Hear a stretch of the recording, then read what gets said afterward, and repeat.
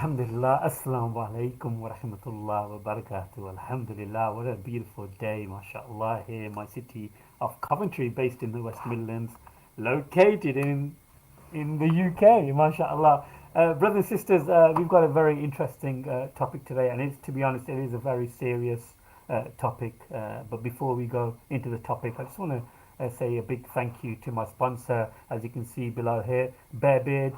MashaAllah. To be honest, if you want to start getting gifts and think about getting gifts for your spouse or your brothers and fathers or husbands, check out Bearbeard. MashaAllah, they do fantastic premium scented oils and hair grooming products for for men. And right now, if you type in COVFF10, you'll get a 10% discount. And alhamdulillah, within a short period of time, mashallah, the Bearbeard have been receiving some orders, and also I've been sending fi sabilillah a t-shirt promoting my YouTube channel to all the brothers and sisters who have bought products. And mashallah, there have been some European uh, sales and orders, and it's been very helpful to my sponsor Bearbeard. So brothers and sisters, please continue to support my sponsor Bearbeard.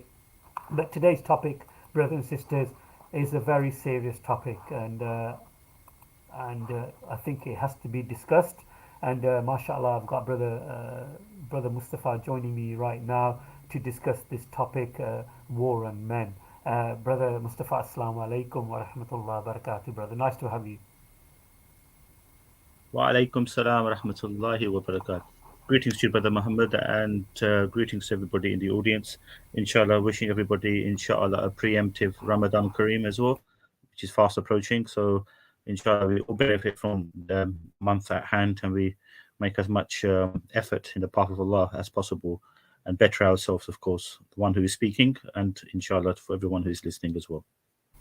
Ameen, Ameen. You know, Brother Mustafa, before we go into the topic, it just makes you reflect that last Ramadan, it feels like a month ago. It's just the time how fast it goes, and we got to prepare ourselves and for the next life, and time flies. And I do recall from last year, brother, the Ramadan from last year, and now so quickly this year has gone by, and we've come into 2023, and Ramadan is in full effect, and it is scary, and it's for us to ponder upon life sometimes, to sit back and think about how life, develops and how it evolves into where we are right now and as humans. But yeah, brother Mustafa, this topic is very, very serious, and I'm sure that a lot of brothers and sisters from the community can relate to this particular topic that you'll be discussing, brother Mustafa. Jazakumullah khair. So I'll try to be as brief in my surmisation of the essential, this very important point. The heading is not melodramatic in any way. War on men. This is singularly the most unspoken of issue, I would say, in contemporary politics, if you want to call it, or anything involved with the social affairs of society, which is essentially the war which has been perpetrated against men in the system, particularly in the West where we live, whether that's the US or UK. We're based on the UK, so we can speak reasonably affirmative by also making reference to situations in the United States, in which I'll be just relaying some interesting facts to you as in regards to what's happening in society in general for fathers who particularly lose children as a result of divorce. A devastating impact has occurred. Very recently, just a few days ago, there was a stream which was done by Brother Hamza Torsidis, a very well-known brother who is quite an eminent da'i, and he was able to host a show in which this central issue was discussed with a brother who is a founder member of an organization called Muslim Fathers Support Forum, in which he gave a harrowing account of what fathers in general, but specifically Muslim fathers, as this was a stream for Muslims, it essentially showed that post divorce or separation with partners, ex partners, what materializes is often the ex partner uses the children, which in the vast majority of cases, I would hasten to say over 95% of cases, it goes in the event of separation, the mother, in most circumstances, as mentioned, she gets the children. Once she's got the children, then everything is hell for the father. So this stream, which was essentially highlighted, which I've been speaking about for a very long time, on brothers who've and sisters who have observed our shows over a course of number of months, will observe that I speak relentlessly on the eschatological issues and what will be the precipice before the coming of Isa alayhi salam. So one of the facets involved will be the disintegration or the attempted crushing of the man. And this is symptomatic in society in general, but particularly pervasive, which is in essence trying to crush the Muslim man. The authority that God has given for Muslims and Christians, and we've got our friend Repent of the Trinity in the show as well. He should be able to relate to this, to understand what are the settings before the coming of Christ. So that would also involve the authority of the man in matrimonial affairs and in family affairs will be crushed. So this particular video, which was shown just a couple of days ago by Hamza Torsidis, which was essentially showing how fathers are being crushed in society, and it really seeks to show what Muslims, in particular Muslim fathers, are going through harrowing ordeals post separation from their partners, and how the females essentially can manipulate the system, which is already in their favor due to the reasons that I've discussed before. And as a result, so many men are suffering. To the effect, people have become suicidal as a result of the lack of ability due to the discrimination they face in the British legal system in regards to seeing their children post separation. So there was an interesting stream done by Brother Hamza Torsidis, in which we had one brother by the name of Ahmed, who is a member of that, as I mentioned, the Muslim Father Support Forum, which is trying to help Muslims navigate themselves through the British judicial system, in which they face so much discrimination in order to see their their children post-divorce. Now, this is really, really a harrowing series of events that I'm about to narrate to you. But essentially, the brother has shown that Muslim fathers are particularly being highlighted and discriminated against within the judiciary and the legal system post separation from their spouses. So what essentially happens is that women abuse this power administered to them by the authorities, to the extent that if the mother and father are separated and the children are with the mother, for the sake of just seeing the children, on average over a 1.5-year period, £15,000 will have to be spent through the court system, going through the due litigation, in order for you to see your children post-divorce. And that's something very, very interesting to just even consider. Just to see the children, it will cost you on average £15,000.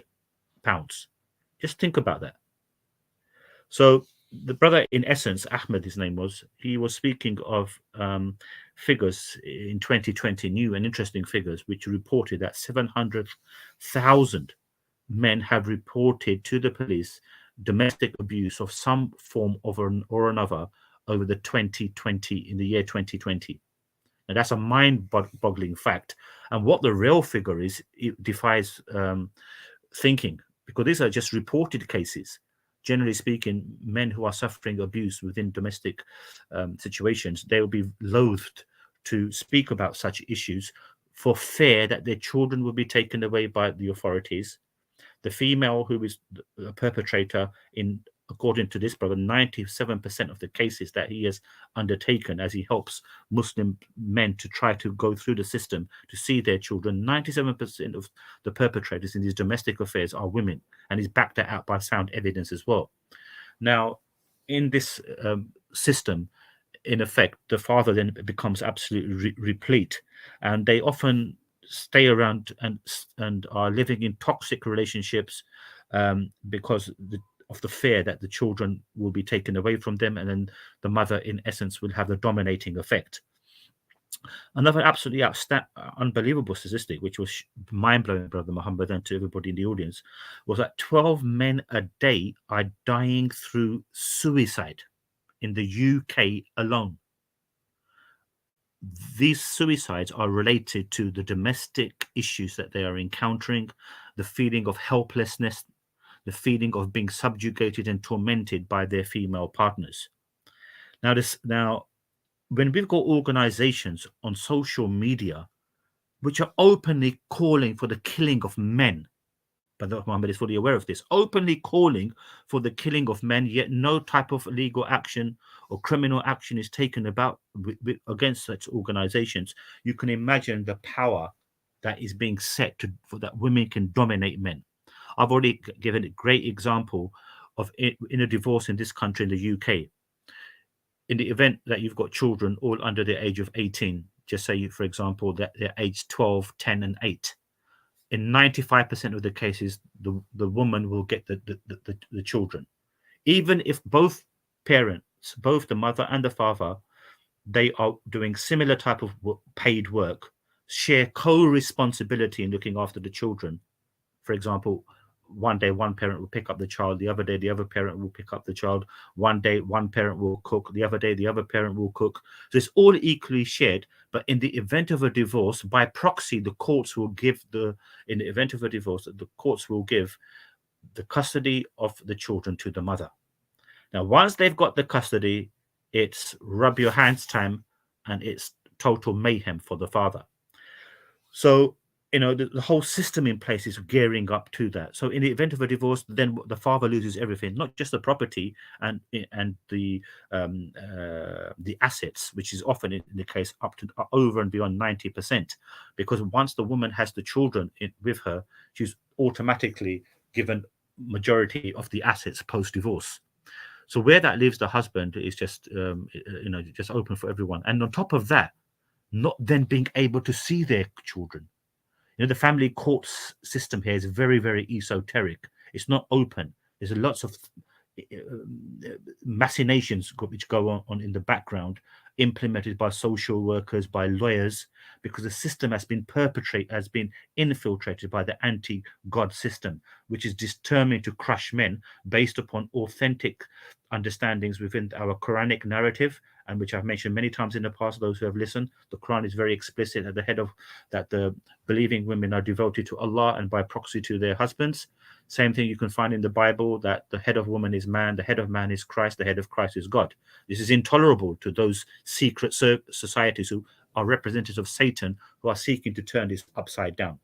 So this incredible little statistic showed to you, in essence, that when it comes to matters such as arbitration, where we use Islamic Sharia councils to try to resolve particular issues, the recent stream with Brother Hamza Torsidis and Brother Ahmed showed that even if an attempt is made to arbitrarily and to peacefully make a separation between two spouses where they can share their children, often if by the de facto Muslim position that the father has that due right upon the children to upbring the children, the mother then, who will, if she finds the conclusion of a Sharia council court verdict unacceptable, she will go through to the legal system, which will favor her, and she knows that full well. So it doesn't benefit her. And there were some harrowing stories within that stream which showed that even if you have people who are genuinely trying to arbitrate in disputes, if a woman doesn't like the outcome of a Muslim jurist in terms of suggestions that you should allow your ex-partner to see your children, if she finds that unacceptable, she will call the police on those who are trying to arbitrate. You've got Muslim women who are alimas. Alima, for the non-Muslims in the show, would be those who are of a particular well-learned reading, who have a position of authority within the Islamic structure, and who are teachers in essence. Even these sisters are perpetrating the legal system in place to try to subdue men, because inertly the legal system has been usurped by this anti-God system. And this is not just for Muslims, we're speaking in singularly. Why we're speaking about Muslims in this construct is solely because of the fact that this is a Muslim show, but this is applicable to every man, to every single person out there, whether you're Christian, atheist, whatever you may be. Men are the ones who are being pressed under the hammer. And it's also very concerning that often the police, they encourage women to make up false allegations against men as well. So if a woman will be unsure as to what to do, which is often she's already been told by her solicitors, if you do this and really stuff your man, you don't have to have evidence in these matters. You see, you can simply make an allegation. The man will be detained and thrown into jail. If it was done the other way around, often these secret police who come to your home, they will often blame the man as the perpetrator, even if the man calls the police out. I've mentioned this many times in the past, and I'm repeating myself, but what really resonated with this particular stream of brother Hamza Torsidis was the fact that this brother called Ahmed, who is running an organization called Muslim Fathers Support Forum, was trying to help brothers who have gone through terrible situations in which they've become not get their access to their children, suicidal. They don't see them for years on end. Such, and the courts, even if you get to the final stage where you're able to have some limited contact with your children, the courts don't enforce those orders to to make it compulsory on the mother to listen to the court order of allowing the father to see the child, whether it's just once every 2 or 3 weeks, is for a few hours. They don't enforce. They don't send the police round to enforce the orders. So they are privy to do whatever they want. I've given lengthy, detailed explanations showing how subliminally they tell us in different media constructs of what they're planning. So, for example, if you watch the serialization known as the Game of Thrones, when a lady enters onto a throne and she makes a affirmative comment by stating, "Whoever stands in our way, we will defeat them," meaning to say that she's sitting on the throne as the woman who is in position of dominance and power. Women will hold that power. If anyone tries to get in their way, i.e., stand up to the oppression of men, they will crush them. This is the subliminal message they are giving to us, and it is absolutely relentless throughout every facet of social media, in particular. So, hence, men are in such an abysmal position that they find themselves becoming so alienated, hurt, depressed, and the effects on the children, particularly the women, don't realize because they're in a position of dominance now, and they use that to exploit the system, is that they think that they're doing a great task by getting back at ex-partners or humiliating ex-partners and making them suffer. So they don't realize the significance of that on the children. There are some very interesting statistics from the US Department of Health, which state that 63% of youth suicide is from fatherless homes.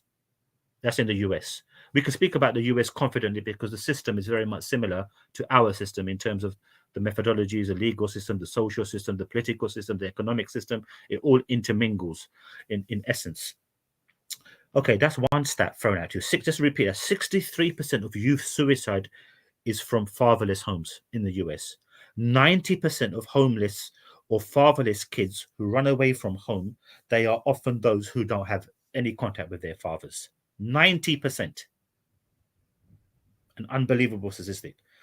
85% of behavior issues in relation to the youth who run away from home in particular, they are also those amongst those who do not have any contact with their fathers.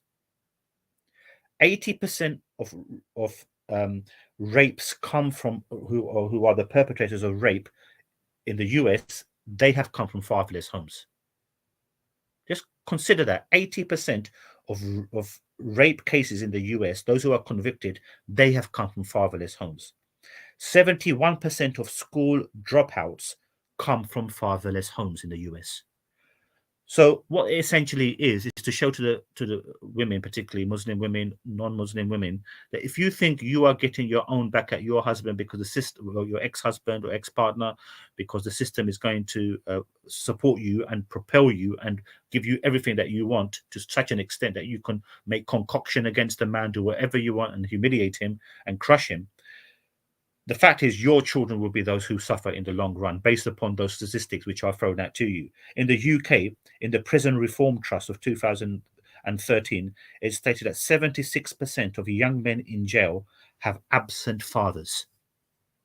Just think about that. 76% here in the UK of young men in jail have absent fathers.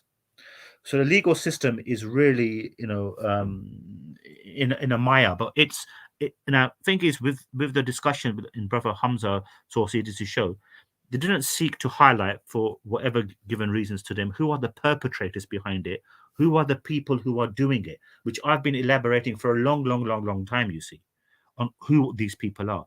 They are those who represent Satan. Whatever God has revealed, they are determined to do to the contrary. So where Allah has said, for example, the authority is with the man, they are determined to give it to the woman.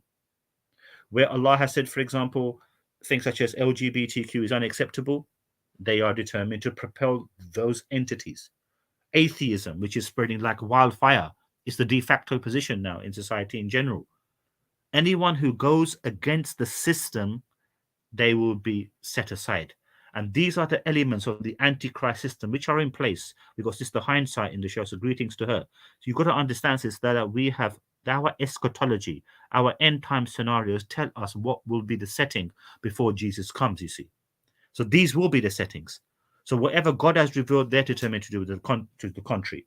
So I don't want to speak for too long. I just want people to come up, perhaps, but I'll just summarize very briefly this this war on men in general. It's all been precipitated by these powers that be who are implementing an ungodly system, imposing that upon to us. If you stand up against it, they will hit you back. They will go to any lengths to do so. Look at Andrew Tate. What's happened to Andrew Tate recently? He's been so victimized as some sort of terrible, tyrannical misogynist who's got no respect or honor for females, which is complete and utter nonsense. 3 months the brother has been in jail without a charge. Women who were in his organization have said that he is a gentleman. He is a good, particularly good boss. He does everything in accordance with good values of a human being. So, but because the feminist agenda were particularly who are behind the scenes, you see, they act as the vicegerents of Satan. And if you watch a film in particular, which I highly encourage people to watch, and that is the film referred to as the Brides of sorry, the Scars of Dracula, 1973. Now, people may think of that as tongue in cheek, but I can assure you the imagery within that is very powerful. It essentially shows this Dracula type of figure, Christopher Lee, like an antichrist figure, who has control over certain people of high position, like Caucasian position within the UK, for example. And these people are eminent position people like judges or barristers or people of or politicians. So they become so captivated by this Dracula figure that they begin to pay homage to him, and whatever he decrees, they propel in society. So this is the way the antichrist system will perpetrate society.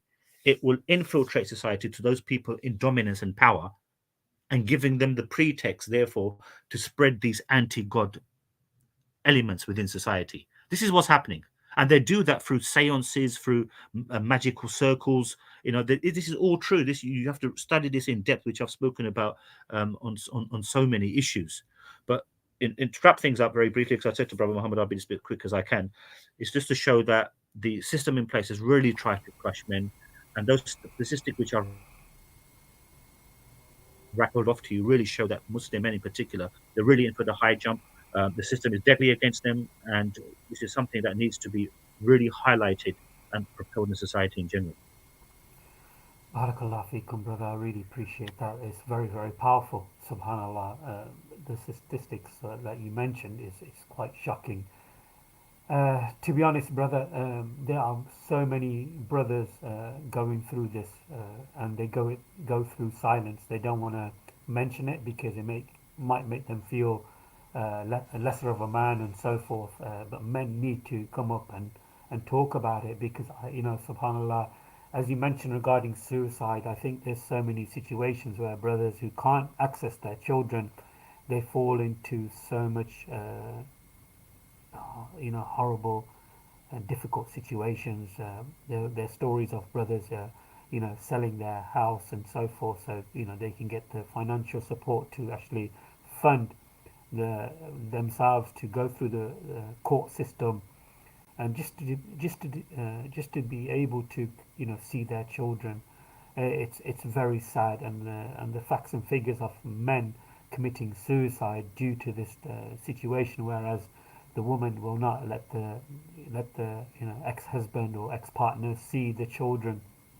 It's very sad.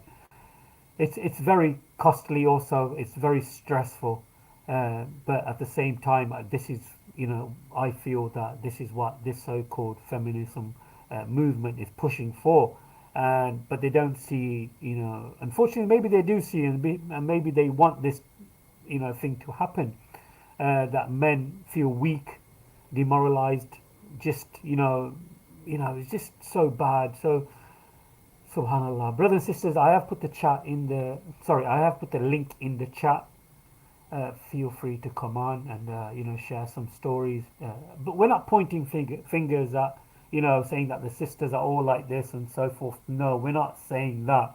But unfortunately, even amongst our Muslim sisters, uh, it happens within the Muslim community also. And again, brothers and sisters, the sad fact about this is that the men are not trained, or not like there's no like training mechanisms for men to deal with these type of situations, because within the Muslim community a lot of the men marry young, and we are encouraged to marry young.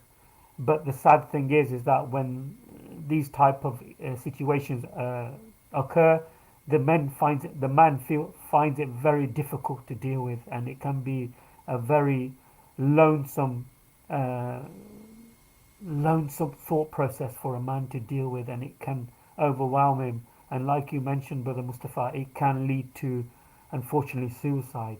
It really can, and subhanallah, it's very, very uh, sad to hear. But brothers and sisters, feel free to come on and share your thoughts.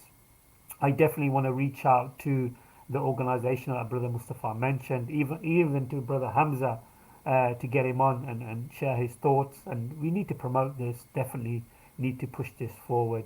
And I do feel that a lot of brothers are suffering in silence. Subhanallah, there's been so many occasions where I've been to the gym and been training, and when you start to talk to some of the brothers, they actually do open up. One of the reasons which has been shared to me when I'm at the gym, is that a lot of the brothers who train in the gym is due to this, due to stress, due to issues that they're having at home. It's pretty bad. So guys, I have put the link in the chat. Feel free to come on. Jazakallah khair. Brother Mustafa, we've got some questions. What's the organization you mentioned previously? Yeah, so the organization is referred to as Muslim Fathers Support Forum. They're available for you to check on Facebook or Twitter or Instagram. Please support them as much as you can.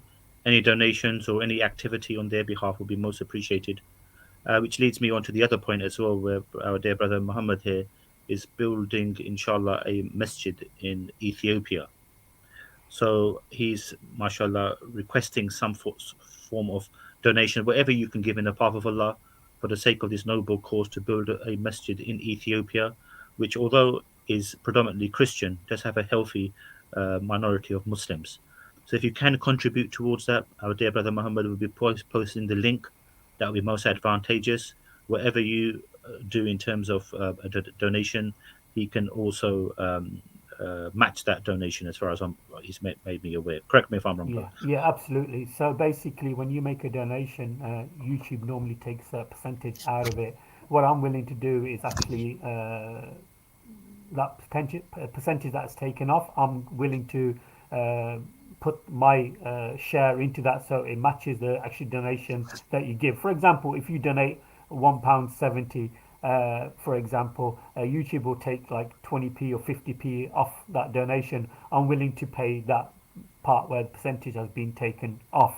So I will continue getting the rewards of helping with the masjid, and the person who's donated also will get the rewards. So why I've gone for Ethiopia. It's much needed, brothers and sisters, the mosque in Ethiopia, and of course the currency difference is huge. So if you donate a pound for them £1 is a lot of money, alhamdulillah. So brothers and sisters, if you can, like, donate by even becoming a member or a super chat, everything will be in my YouTube studio, and inshallah I will count it all up, and then I'll let everybody know what's happening, and I'm willing to take a picture of it and everything so everybody can see what's happening.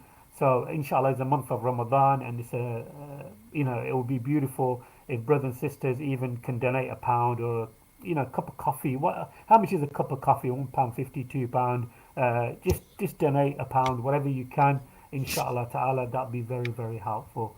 There's so many brothers and sisters coming into the chat now, and just want to say wa alaikum salam wa rahmatullah wa barakatuh. It'll be nice to get everybody on, even some of the sisters to come on and share their thoughts. So feel free, inshallah, to come on. I have put the link in the chat, and also I've got a poll going also in the chat regarding domestic violence. And what, brothers and sisters, I don't want to share this story, but uh, I'm fully aware of marriage breakups and so forth. And I've gone through some personal situations myself and spoke to brothers and sisters, and I know how brothers, uh, you know, uh, deal with these type of situations. And it's sad because when we marry a sister, and she's wearing the niqab, she's very religious and so forth, and then all of a sudden something might happen and there's children involved, and then the children become a pawn within this marriage, and it hurts. It really, really hurts. Men try to show a brave face, and they try to show that they are not bothered, but deep down it really destroys the man. It really, really does, brothers and sisters. And the figures and the statistics that the brother mentioned regarding men committing suicide, and brothers, going into you know horrible situations and getting into debt just to access their children. It's if you, for example, brother Mustafa mentioned it previously, that uh, if you out of your heart goes and says that, look, I'm going to knock on my ex-partner's door just so I can have a chat with her to access my children without getting the courts involved. The sister can call the police and say, look, I'm being harassed by this man, and the police will put uh, like some type of restraining order on the man, and next time if he goes to the property or nearby the property, he'll get arrested, and possibly lose his job, and possibly even go in a it's a vicious spiral. Brother Mustafa, I don't know, what's your take on this particular situation where the man is passionate and wants to see his kids, and then all of a sudden there's a restraining order against him, and then it just goes from there, doesn't it, brother? Yeah, so you've spoken about a hypothetical scenario where where a father has lost his children, hoping some way that his ex-partner will take some pity and allow the father to see the children. You know, that's a circumstance where the father is putting himself in jeopardy, because it gives the ex-partner the free pretext to make up whatever accusation she wants. So it doesn't even now have to be where someone goes to a property. You can simply make anything up. This is the most concerning thing, you see. Even if the man is nowhere near the property, unless he's got some sort of camera showing where he is or where he was at the time when any accusation is made against him, then he will be incriminated and arrested, even if he was miles away from the scenario. We've had recently in the media this has happened, where a woman has openly come out and accepted that she made false allegations of rape, but there was no real repercussions at the end. I mean, it's totally at their liberty. It's not for no reason they give us these subliminal messages. If you stand in our way, we will defeat you. Before the Cricket World Cup a few years ago, after the men's tournament finished, it was the women's turn. They stand in a line and make the following comment: "It's now our turn." Now, people, I've mentioned this before. People will think, oh, but that's just in reference to the cricket tournament, which the women are about to commence on. But no, it's a subliminal message. It's our turn to dominate you. And this is the living example of this. The judiciary is the living example of this, where they have been infiltrated. And who are the people behind it? I've given lots of lectures on this in the past, but essentially these are the feminists who are essentially Satan worshippers. They can often be clerks at a court.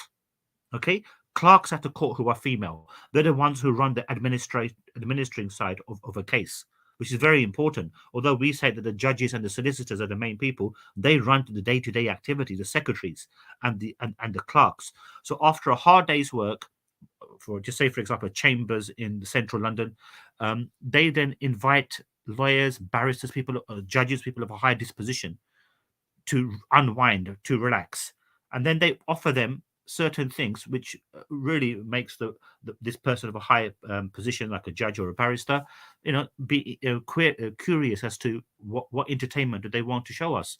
So they will say things like, "Oh, you've already got power, wealth, money. How about something which is beyond the norm?" So this interests them. This, like, the human inkling wants more and more. You see the curiousness. So they often take them to these religious, I beg your pardon, to these satanic seances, in which when they see these magical acts occur, but in the supernatural, by demonic sources, or even Satan himself, then that's where Shaitan gives the direct orders. You have sold your souls to me. And they show us in films such as Eyes Wide Shut, a very popular American film made a generation ago, Tom Cruise. You watch these films. That this is how these secret societies work. They are people of authority and dominance, okay, who have had enough of the worldly pleasure, as I made all the material, but they want more. And this is where they delve into the supernatural, and then hence they become agents of Satan. And this is where they propel. So what God has revealed, they are determined to do to the contrary, you see. So every aspect of our society will change upside down. And just to summarize the elaboration of Brother Muhammad's point, the fact that fathers are suffering in this terrible way, there needs to be some rising up against the system which is really propelling this. And it will happen, because it's only for a certain period of time people can take it.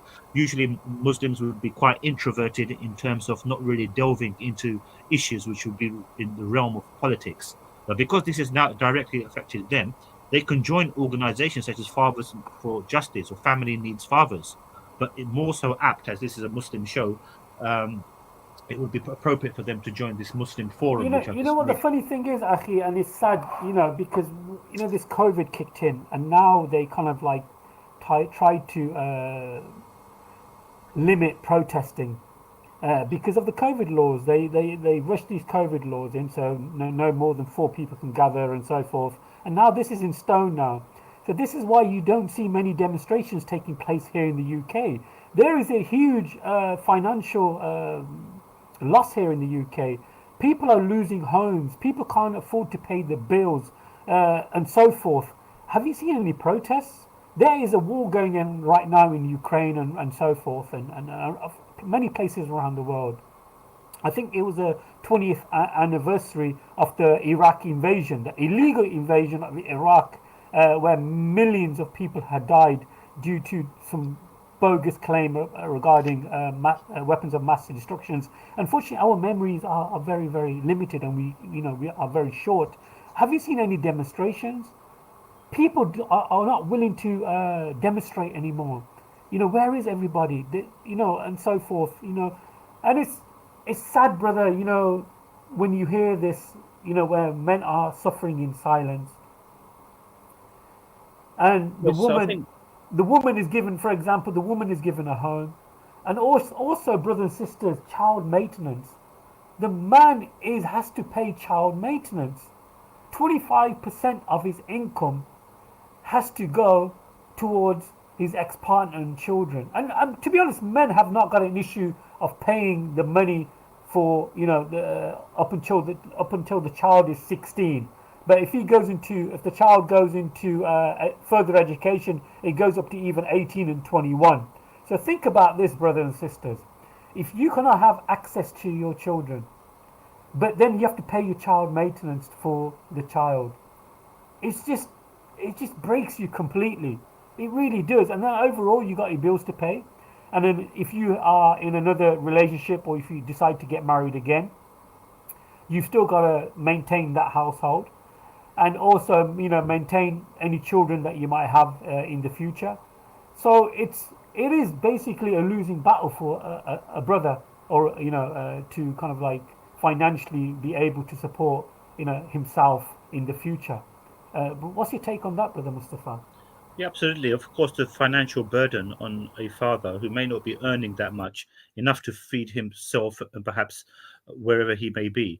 But the fact that child maintenance, shockingly, the less nights you spend with children once you have some sort of contact with them, the more they charge you child maintenance. This is the bizarre way of how things work. So just say you spend just say one night a week, you've got access to your children if you're fortunate. That's very rarely the case. But if you've got one night a week, because it's just one night a week, you'll be forced to pay more child maintenance. So there's so many things going on against the man in every way, deliberately, made forth. And I just like to make mention to someone in the chat, I think an OG, who asked earlier about even if one brother can have some sort of help from this organization, which I've made mention, the Muslim Fathers Forum, support forum, which started I think in late 2020, and within a relatively short period of time, from just having 4 members, they've got now 600 members, and they've helped up to 100 Muslim fathers gain contact with their kids through the system and not having to pay a ridiculous amount to the system. There's an organization within, or rather an offset of the Muslim Fathers Support Forum. They're known as the Mackenzie Group. And this Mackenzie Group are people who've gone through a system, who have been quite educated through the system without having any legal experience, but were able to navigate and help Muslim fathers trying to get access to their children in some capacity. So they've helped 100 Muslim fathers in this extent. 600, for example, members that they've got, and I would highly encourage people to follow them on Facebook, on Twitter. Give them your support. You see, we have to become pro. We Muslims, we cannot simply be on the sidelines. Everything in society, politics, it affects us. Policies, they affect us. So if we sit, and we have got a tremendous presence within the UK. In London alone, 1 in 8 Londoners are Muslim. That's an amazing amount. But where is the actual representation within the political realm? You can only become affiliated with these political organizations, if you just follow their policies. Look at this chap, Hamza Yusuf, in Scotland, the one who is now going for the position of the leader of the SNP. Due to the incumbent Nicola Sturgeon leaving her position. Now, he will be apparently the first minister of Scotland.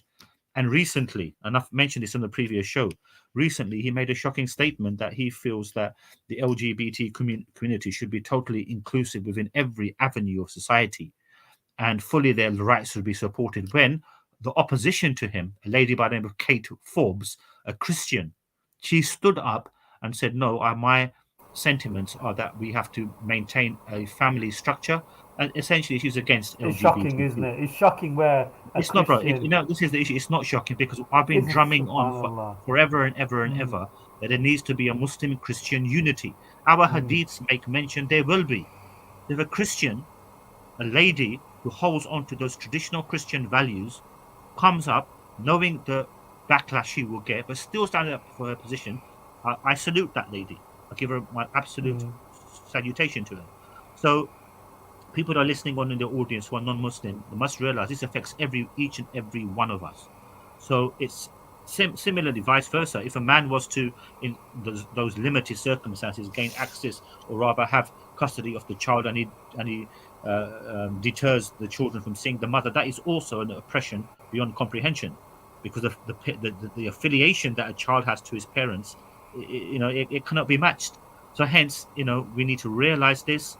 There needs to be a participation, a help to national organizations such as Families Need Fathers or Fathers for Justice.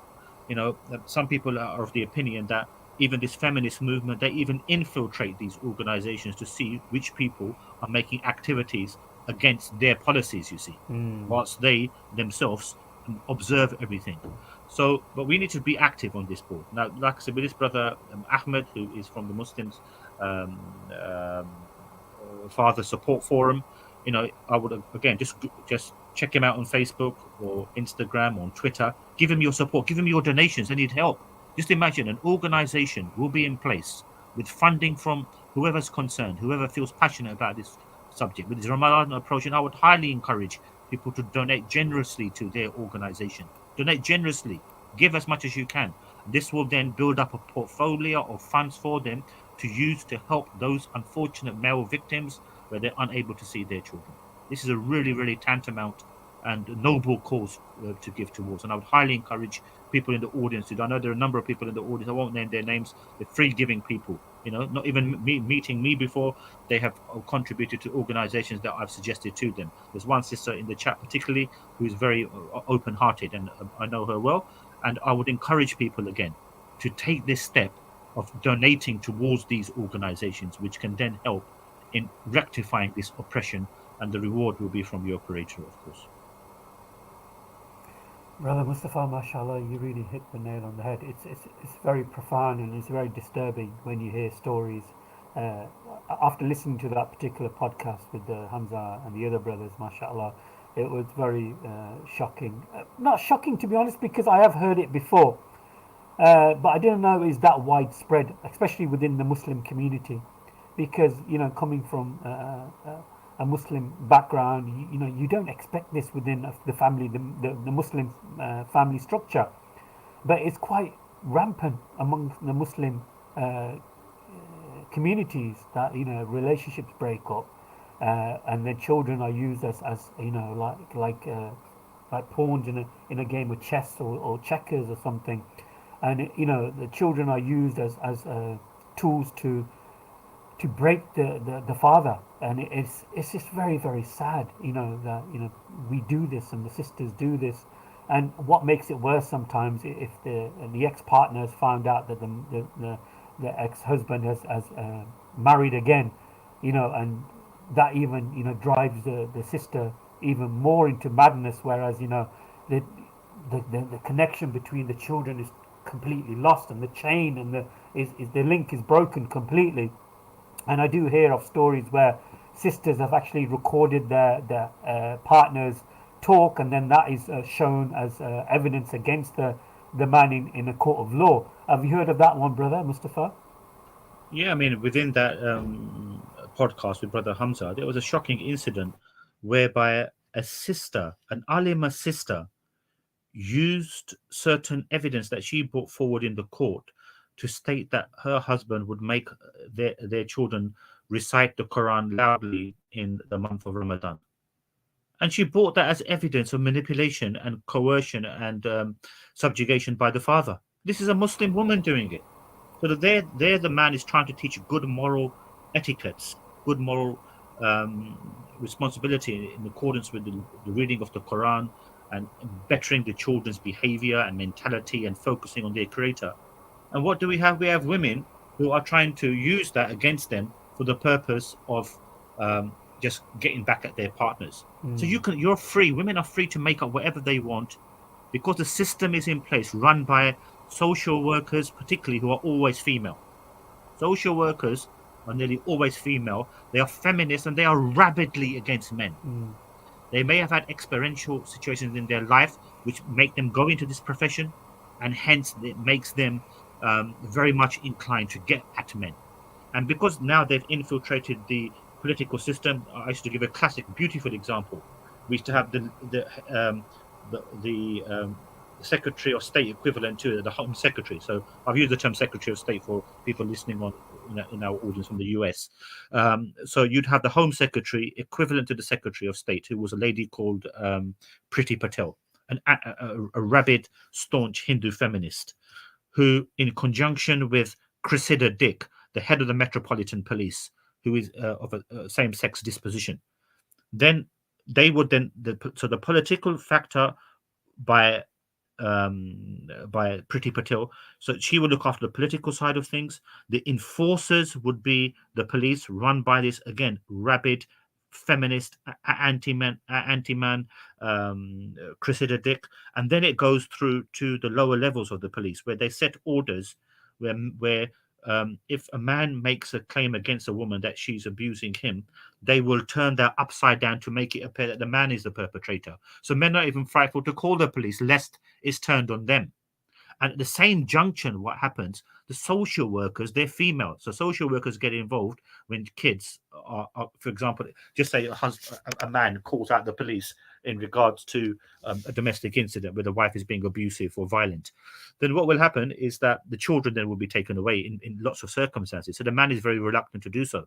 But when if this does go to the police, then the social workers, in particular the female social workers, they then manipulate reports and statements in favor of the woman often. Then if in those circumstances the man cannot have evidence to the contrary to what has been claimed against him, which will be a concocted lie, the man will be often the person to leave the matrimonial home if no incident of any magnitude has occurred. So, and even though he is the one who called the police out, this is how it works. So, the social workers, the females in particular, they're very careful to manipulate statements and reports in favor of the woman. Then, what happened when then the matter goes to court? There was a period going back 10, 15 years where the judiciary in the UK was still strong. It stood up for justice. However, because they've infiltrated the judiciary as well by these positions and the policies that they put forward, by the methods or the points that I've made in regards to how this judiciary has now succumbed to this overall new decadent moral order run by atheism, feminism, and LGBTQ, all in conjunction with each other. Now the legal system in the UK has succumbed to this anti-God triumvirate of a group which have got together to espouse this vicious cycle. So what I've seek to show to everybody here is that the whole system is under their grip. The very system is under their grip, from the politicians, Priti Patel, to the chief law enforcers, Cressida Dick, to the social workers, who are always female, and now to the judiciary. So by proxy, the man has no more. The family courts, as I made mention, they're totally and utterly secretive. Everybody knows this, but they're secretive for a purpose, because these cases, which are not allowed to be made public, and only now there are elements of certain publications in which certain cases can be put forward. However, historically speaking, they don't allow anyone to interfere, because not to the privacy of the case, but rather for this deep lying understanding that they want to hide what they're up to in terms of the discrimination that goes on in family courts against men. And if it became to the public's attention in mass, that would create a huge issue. Hence, this is why the family courts are so esoteric. So this is a vicious cycle in place, and something needs to be done. We're not going to be cowered away by them. And helping. And I said, like I said, this is the first thing as Muslims in this group. It's not just a Muslim stream, but it's for everyone. But for Muslims, I would highly encourage you to donate to this organization, which I just made mention to you. Muslim Fathers Support Forum. The more funds that they get, the more help that you can provide in trying to bring families together again. Giving the opportunity. If a husband and wife can simply not get along anymore, that doesn't mean that the children have to suffer, in which one partner poisons the mind. So in this case, the vast majority of the time it's the woman, because she has the custody of the children. So we need to stand up against this and portray this and speak about it. Become politicized. Islam is not just sitting down praying 5 times a day, or going to the mosque, or giving a little bit of zakah. It's activity. It's doing something for the sake of Allah, over and beyond what your normal duties are. So let's stand up and do something about it, inshallah. Inshallah, alhamdulillah. We've got a very nice guest joining us now, our Sister Joe. Assalamu alaikum wa rahmatullahi wa barakatuh. Sister, nice to have you on the show. Oh, wa alaikum salam wa rahmatullahi wa barakatuh. Can you hear me well? Yeah, nice and clear, alhamdulillah. Wow, mashallah. Um, yeah, the main thing that I wanted to say, I just popped on the live and heard some very interesting conversation being given by our brother. And yeah, I've lived in this country for almost 15 years, and I've seen how the system goes. I've done a lot of volunteer work that surrounds homelessness and domestic violence. And so I've seen my fair share of it, my fair share of it, subhanAllah. And I feel really sorry for the men out there, or even brothers in Islam, believe it or not. It domestic violence, it hits every social economic background, rich, poor, it doesn't matter where you're come from. It touches all ethnic backgrounds, all socioeconomic backgrounds, and unfortunately, I think that the men who do physically and psychologically suffer, people often associate domestic violence with what is physical.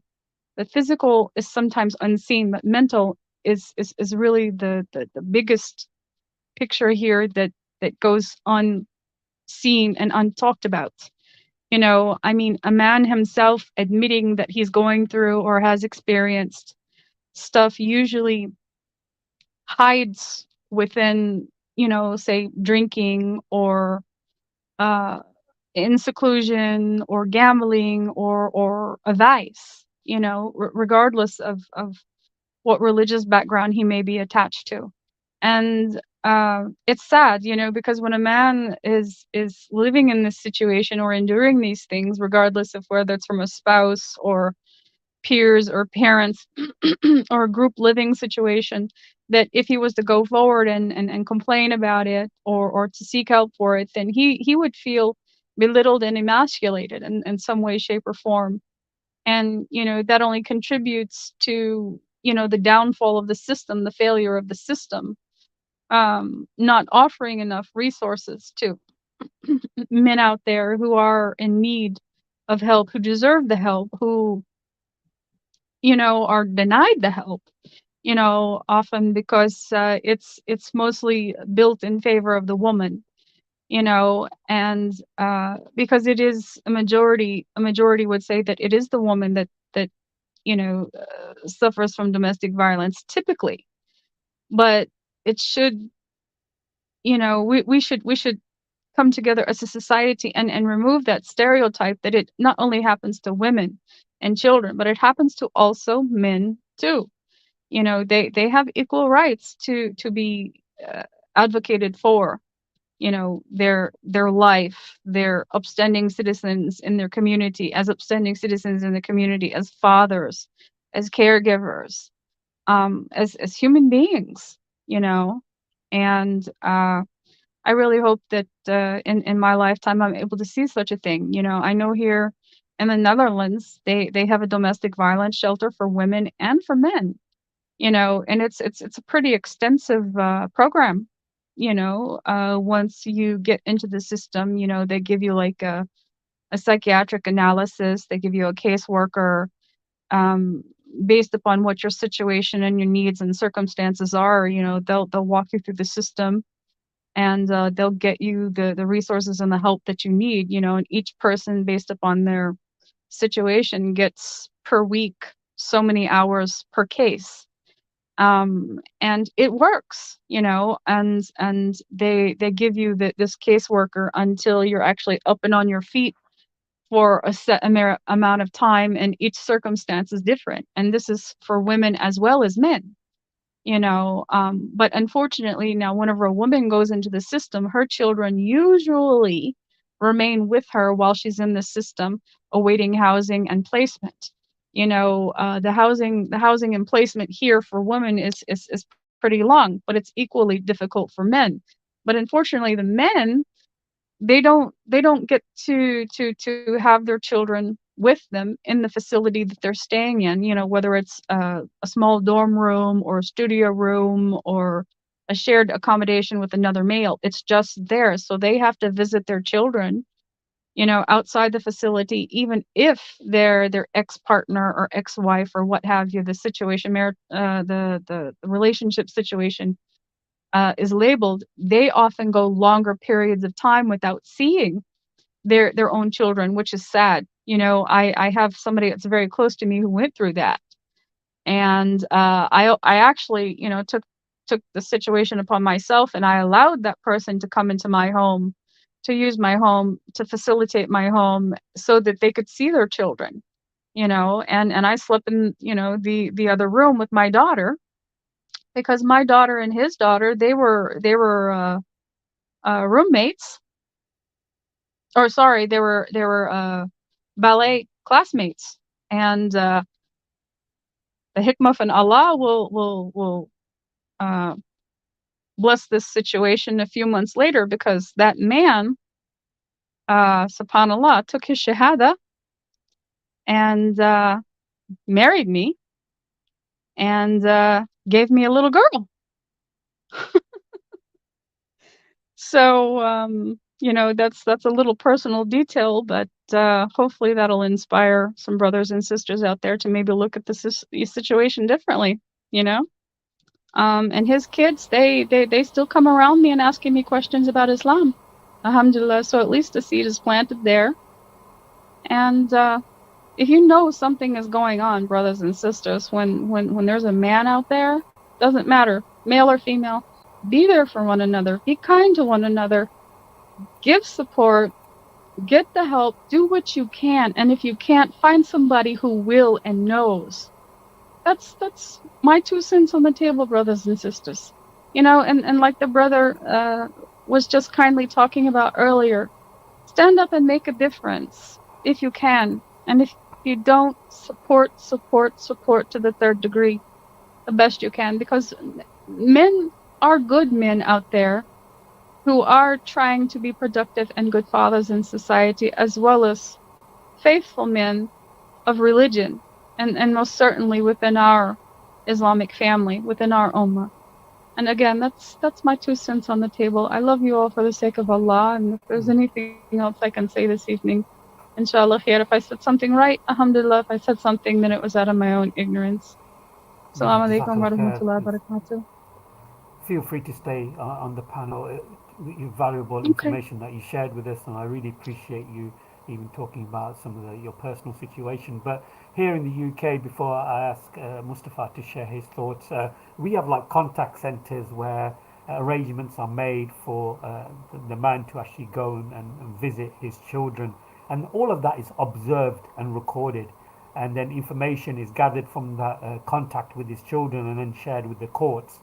And then from there, the process is that unsupervised visitation is arranged, and that can be very very financially challenging for the man here in the UK, because he has to support all that, and of course balancing his work life, his own life, and so forth, can be very very difficult for the man. But as Brother Mustafa mentioned, that the financial stress upon the man is very difficult compared to the stress of the woman, because the man has to pay the child maintenance even though he cannot access his children or see his children. Brother Mustafa, feel free to share your thoughts. Absolutely. I mean, the points that you made are so precise and to the point in terms of the burden that the man has to take. Particularly, if you're in a reasonably paid job, you have to maintain your own life. Subsequent to that, you got to pay these astronomical legal fees in order to obtain some form of contact with your children. But the most harrowing thing that you see in these circumstances, and this is what I want people to really hone in on, is we're fully accepting that this is prevalent in society, the point that the sister so poignantly mentioned.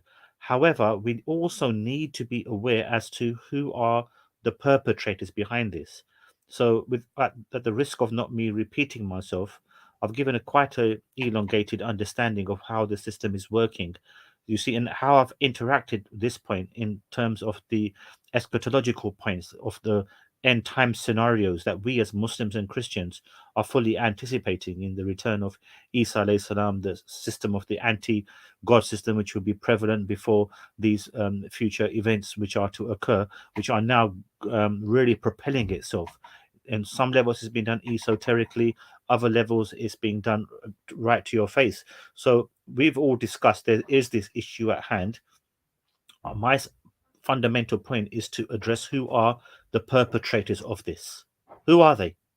And I think like I said, I don't want to necessarily repeat myself because I've made these points relentlessly over so many shows, that these are people who have sold their souls to Shaitan, who are the representatives of Shaitan. So Shaitan has infiltrated the hierarchical elements of these societies, of these people who are now in positions of dominance. Yes, this is what it's all about, and this is what we need to address and to really focus on and to propel. And it's something that, as I mentioned, will be a source of unity of people of all different faiths, backgrounds, and beliefs, because this is affecting absolutely everyone in society. It's not just Muslim men who are suffering. Actually, this, in my understanding, this was a Muslim men have become the fundamental victims, but the testing ground happened a generation ago. Due to so many factors like the demographics, for example, the UK, where the indigenous white Caucasian has become less and less in so many parts of the UK, particularly here in London.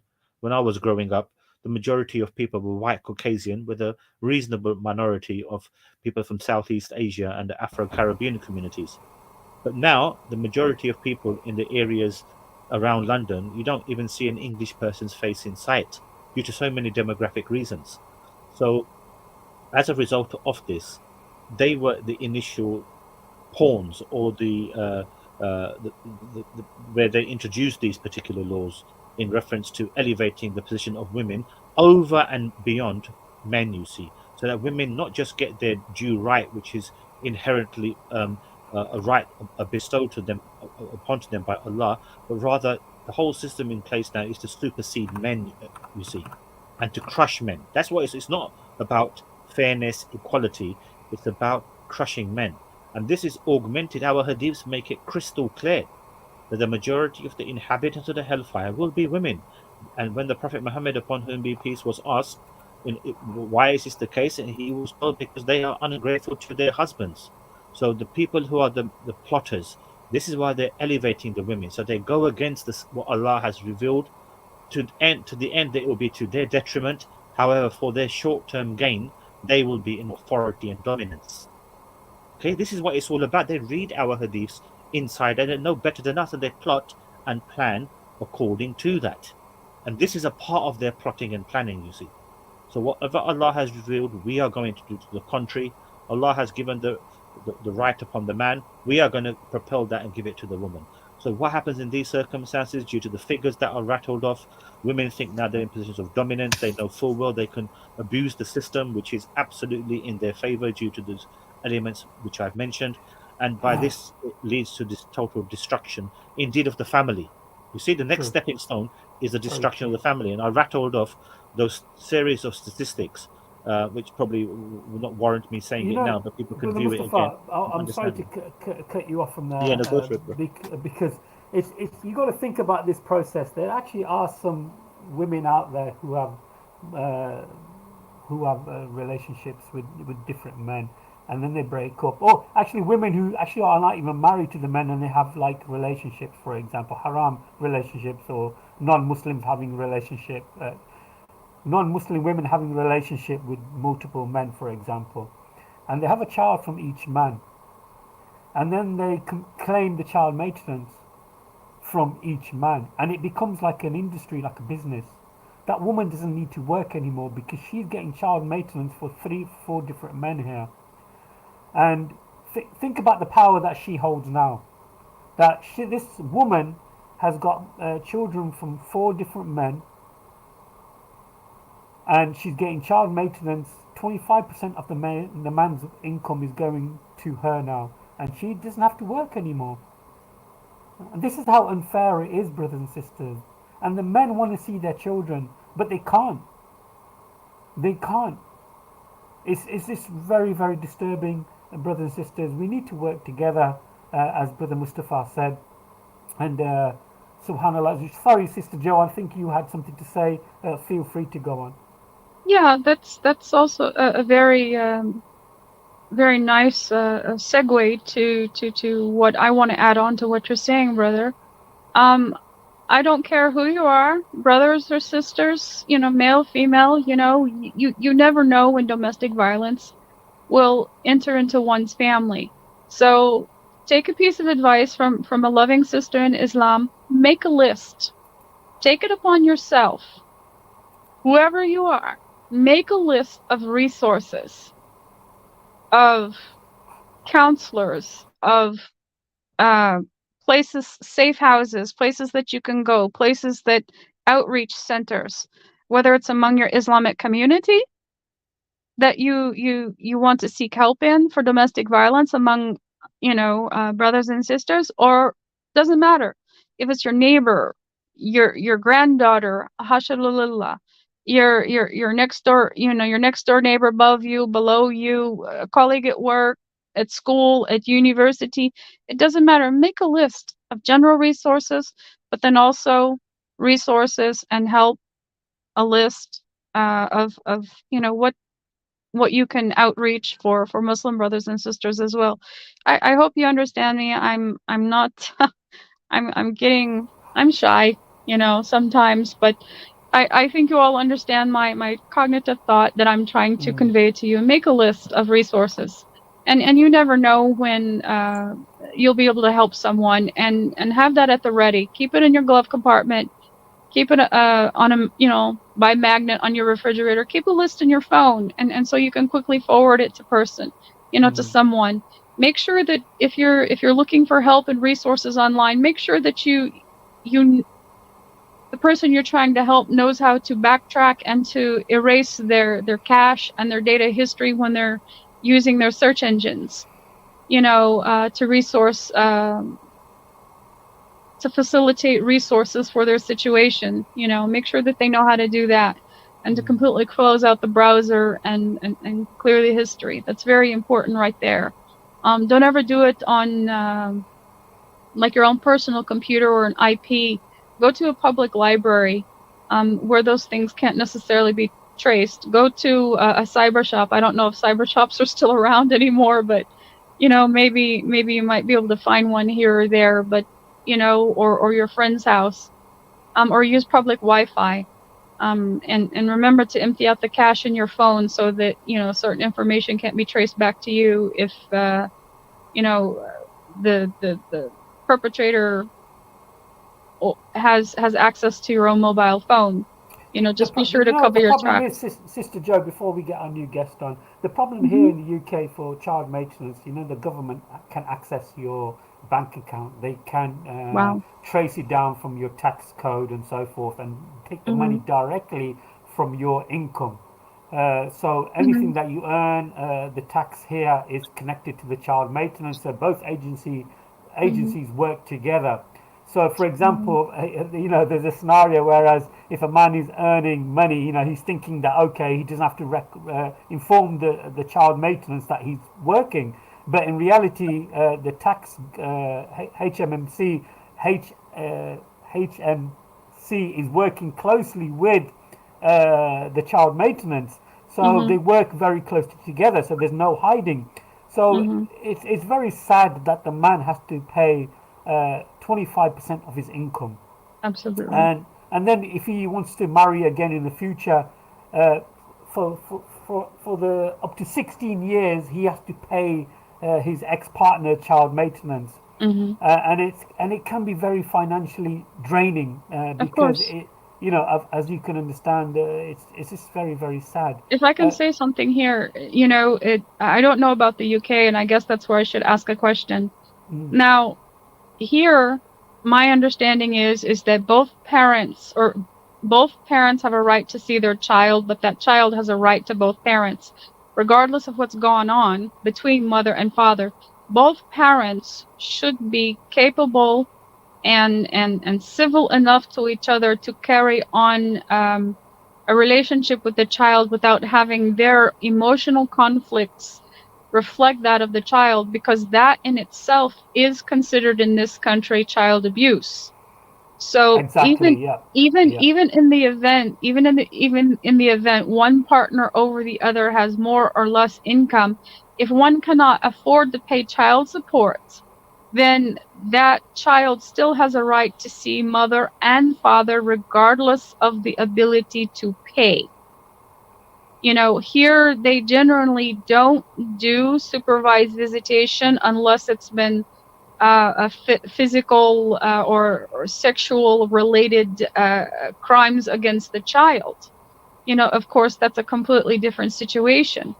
Or the child will be completely removed from the home at all from both parents. Because if somebody is remaining in that situation, then they're the perpetrator, but it's just as bad for not leaving the situation, because you're choosing to remain there as well, so you're just as guilty. Mm. If I hope that inshallah you Yeah, all understand the you gave message I'm trying to two convey. aspects. You gave two aspects of this scenario. In a real Yeah, world, in a nice, perfect world, yes, both partners can, have some agreement without involving other right, professional people. But right, and then you go to another extreme where you have to get the professionals involved, and these professionals do cost a lot of money. For the woman, right. it's free. I would say it's free, True. but for the man, it's he has to financially pay for it, and it can come up to about £15,000 for Holy him cow. to Sorry, get. Yeah, astaghfirullah. That's ridiculous. it is That's And that's just ridiculous. ridiculous. for and that's I just for hear. a basic Mm-hmm, case where you want access to the children. If there are any complications in such a case, you're talking mm-hmm, astronomical figures. Then, Mm, if police mm-hmm, have ever been called out, if there are so many other technicalities involved, So, like I said, with men particularly, you see, they are mm-hmm. quite accepting of any position which they really, in essence, accept abuse for the fear SubhanAllah. that the children will be affected. You see. Now, Definitely. yeah, so this is quite rampant in society in general here in the UK, and particularly amongst Muslims as SubhanAllah. well. So this Sure. common notion where historically there was without doubt any truth that men, Muslims, and people of a particular ethnicity have been very violent towards their partners, but that's no longer the case now, you see, Mm-hmm. because of the stringency of the law. But not just the stringency, what's happened now, it's gone over and beyond the fact that it's now the domination of the women and the discrimination against men, which is the most glaring aspect of Mm-hmm. this all. You see, SubhanAllah. and this is all so that they can be in positions of complete dominance, and the man hence becomes subdued. So this is what we Right. need to and look at the hadiths. The hadiths totally correlate. This will be the Dajjal system, beautifully in tandem. Mm-hmm. You see, I have a so question for you, Brother Mustafa. yes, Now, um, for my lack of knowledge of how things socially work in the atmosphere in the UK, are there outreach and resources for men who are in domestic violence situation who deserve to see their children, uh, like counselors, like victims advocacy? Could you you probably I don't want to ask you to repeat yourself because like I said I didn't hear the previous talk that you were giving. Could you kind of briefly fill me in and educate me on that? yeah, sure. So in effect, there are very minimal options available for men. When Okay. you can call, for example, domestic violence helplines, which then can go through certain situations with you. Mm-hmm. But again, what happens is that the men become reluctant to gain help Right. because if the authorities become involved in particular, then the fear of the children being taken away, that also becomes very prevalent. You see, because by Absolutely. Assalamu alaikum warahmatullahi wabarakatuh. Wa alaikum Walaikum salam. salam wa rahmatullah. So when the How's children everyone? Yeah, Alhamdulillah. So I'm just explaining. So when that fear then materializes, then there is a sense of being cornered in every direction. You can't really Mm-hmm. claim help if you're in a desperate situation. The most you can do is just leave the home, but that means that you've left and lost everything. And in Of eventuality, course. that also will mean in the event of a separation, the fact that you've left the home will lead you into a position of weakness that you left a matrimonial home. So there are very Mm-hmm. few actual options available for men to disclose their affairs for these other factors which are preventing from them from doing so, and hence the other partner, the female in this instant, they will take The upper advantage hand. of the system Okay. precisely. You see the way the Mm-hmm. system has been angularly Mm-hmm. set forth for the woman to be in dominance. So leaves the men in Correct. total and utter desperation. On the surface, the law is supposed to be equal for all, and you will sometimes Absolutely. here and again see certain advertisements or posters within the general society saying that domestic violence affects men as well, but it's very minimal and it's for a very short period of time. But whenever men then want to build up the a public understanding of what they're going through, Now, they I have to just go they have to go if through. I can push pause on your response, I just had a thought that popped into my head. is there a way that us as a society, whether it's among our Muslim community or among our peers, as parents, as caregivers to children, is there a way that we could approach people in authority that are in the system to rally around and to push new laws and to bring more awareness to male domestic violence? Are there like legislators that we could talk to, the council or the city hall or children's services? Is there any way that we could approach these people with petitions and so forth to get things done, to stand up and to broaden the spectrum for resources for men out there in general? You see, that will require a collective unity amongst Muslims in particular in order Agree. to take this step forward. It's not going to be advantageous for a singular individual to Of course. try something which he will face obstacles in every way. It requires the collective, and hence the requirement to inform the indigenous masses. Like, for example, there are many Muslims, sister, here in London. It's probably, it's not like Muslims are not in view, but there's so much reticence to get involved in these types of aspects. We have even Muslim councillors, which have certain blocks of a town which are Okay. under their remit of control. Yeah, but these are just people who are by proxy following governmental orders. When it comes to really making a change, then because the societies in general is controlled by these people of a particular disposition, if you want to stand up to that, then they will subdue you. That's when the subjugation will come forth. And we've seen, for example, a very famous politician here by the name of Jeremy Corbyn. In the last election which took place between him and Boris Johnson, who became the prime minister, you can see that because he made some pro-Palestinian comments, the Jewish lobby here in the UK, running its Zionistic machine, took the chance to slate him and slander him and make all types of vile accusations against him to demean him simply because he took. So the reason why I've given that as an example is that if you go against the status quo, who are above, people right at the top, then they will subdue you if you want to make a change. Once you're within the system where Do you you made the think position to make the do you change.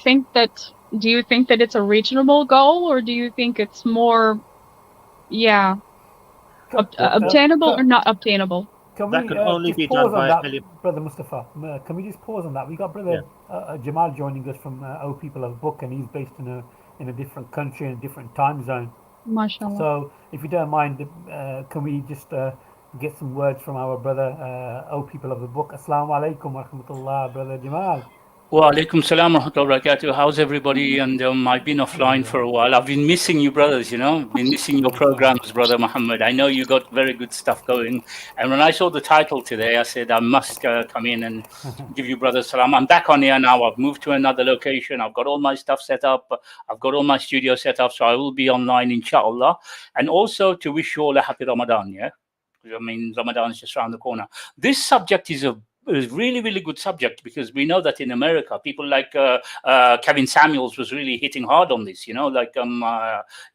fact that a lot of the women in America would actually file for divorce themselves. And when they were asked, why did you file for divorce?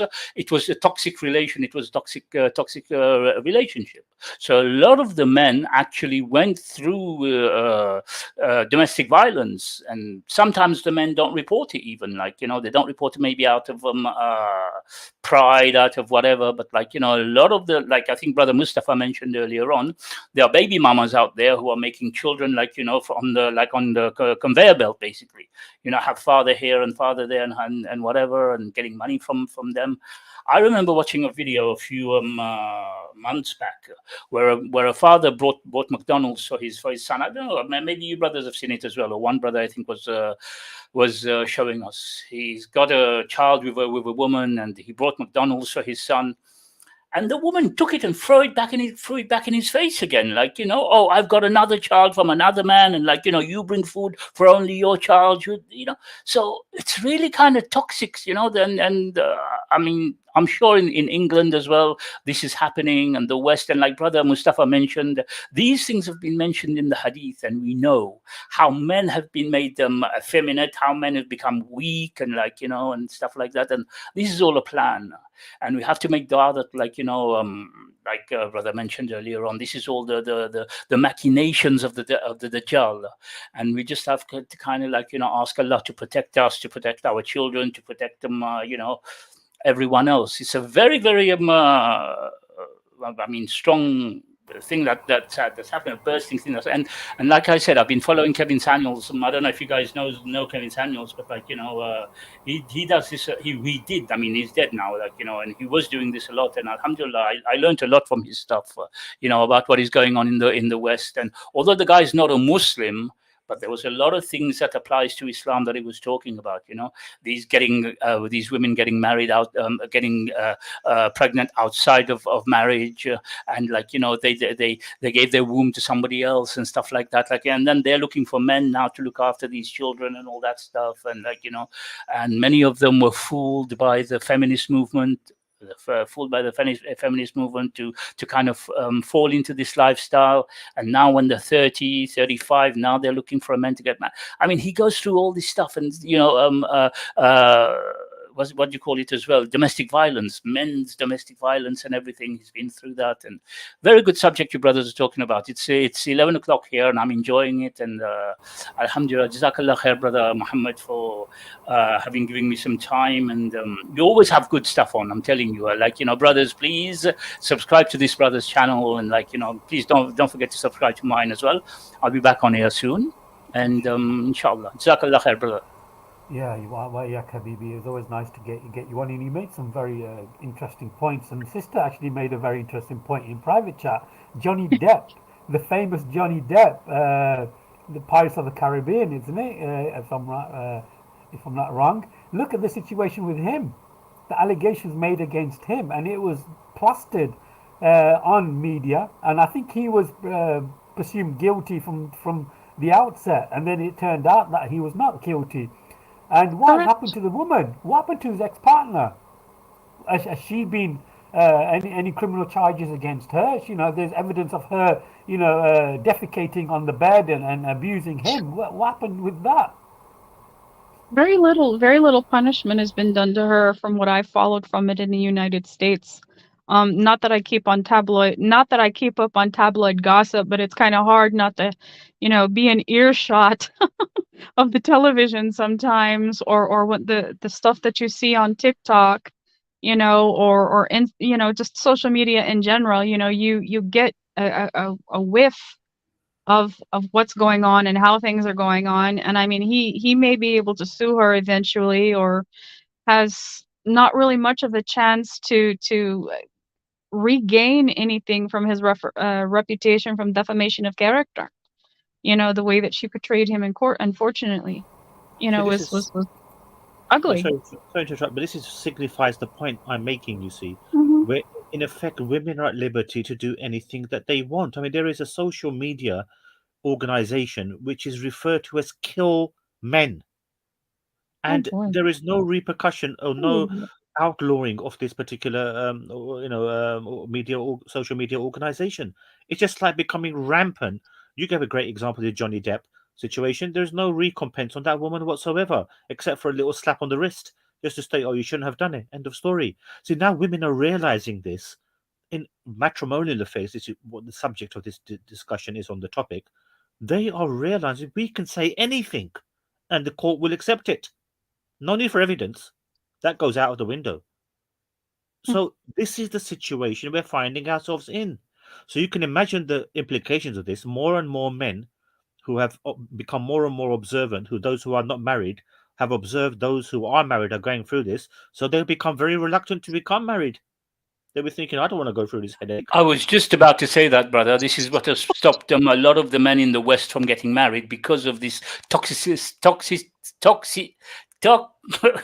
Toxicity. somebody, yeah, exactly, toxicity, that situation that they've been put in, because there's a lot of men that have been forced to pay child support, and they can even go to prison for that. Some of them that have ended up in prison because of child support, and Right. some of them, like In some of them America, have gone. Some of them have gone to the court and found out that the kid is not even theirs.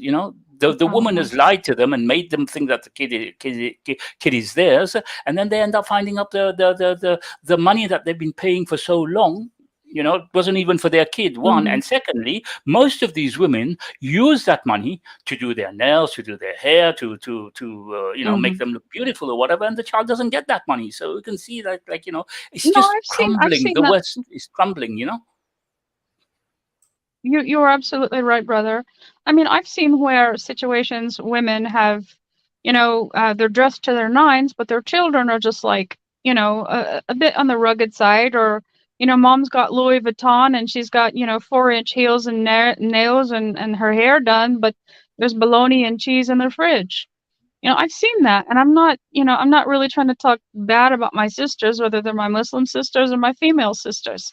The thing of this is, I've seen it. I know y'all are guilty, and it's about high time that somebody call you out on it. And I might get backlash from it, but hey, it is what it is, And Absolutely. I wanna circle back around to the question of what I had asked Brother Mustafa.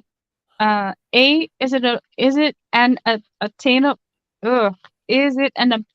goal to reach out among our Islamic community, but also into other communities, for men of domestic that are going through domestic violence, to approach our lawmakers to see what kind of change will be made? Is it an unrealistic goal, or is it obtainable to do?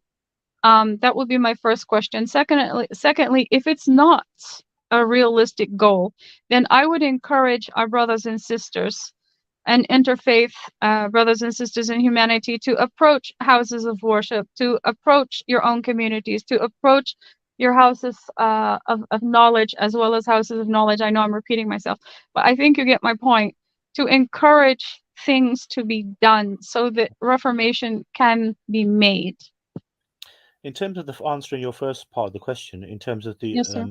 attainability of it, I would say, because the system is so endemic within the manner in which the people at the top have succumbed to this new vice of moral construct and thinking, hence to get in that attainability is going to be very, very difficult, because now it's been set in every institute, like Brother Muhammad was mentioning.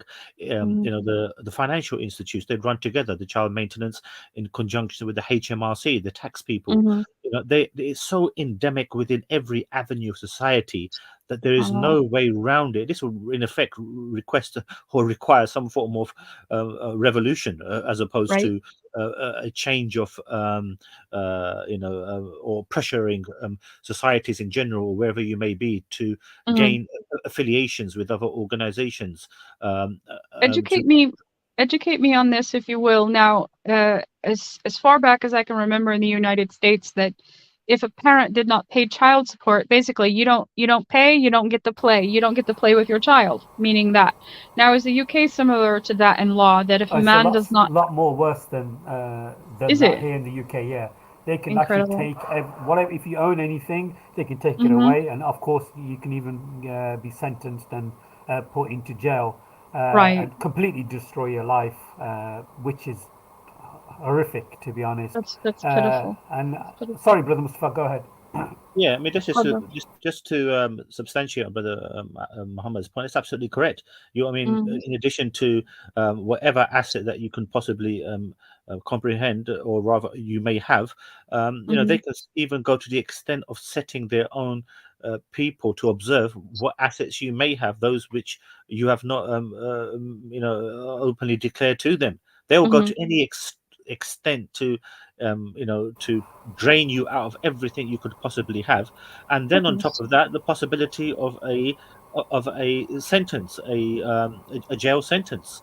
So this is becoming quite rampant, you see, in society in general over here. So for me, you see, it's beautifully summarized. We are spiraling towards these end time scenarios. And when I've done shows in Brother Muhammad's channel here in the past, I've tried to bring Christians on board in terms of this understanding, because they share much in commonality with us. You know, the coherence of the family structure, the authority of what God has revealed. They've got so much in tandem with us, particularly evangelical Christians, which I find is a bit of a paradox, because they have some sort of disinclination towards Muslims due to the Islamic rejection of the deity of Christ. So hence it becomes like an obstacle between dialogue between evangelicals in particular and Muslims. However, we do share these commonalities to a vast degree, you see. And if there is going to be that unity, which I think is very plausible from amongst these Christians, as shown by our hadiths, which make mention that there will be a unity between Muslims and Christians in the lead up to this Antichrist system, which is essentially being propelled by the West, you see. They're the ones who've encapsulated and incorporated this new moral world order, how they deemed. So when George W. Bush made the New World Order speech in 1990, he didn't elaborate what that said, what that was, other than simply stating you're either with us or you're against us. So a whole generation later, we're seeing the seeds which have now been sprouted out as to what their moral construct is. So now they're facing opposition from the Christian East, from the Russian Orthodox, who are quite against these concepts which have infiltrated the West, i.e. the moral disintegration of the society. And we know in which every facet of LGBTQ. Brother Mustafa, for me, Brother, can I add something to that? Sorry. I just want to wrap up.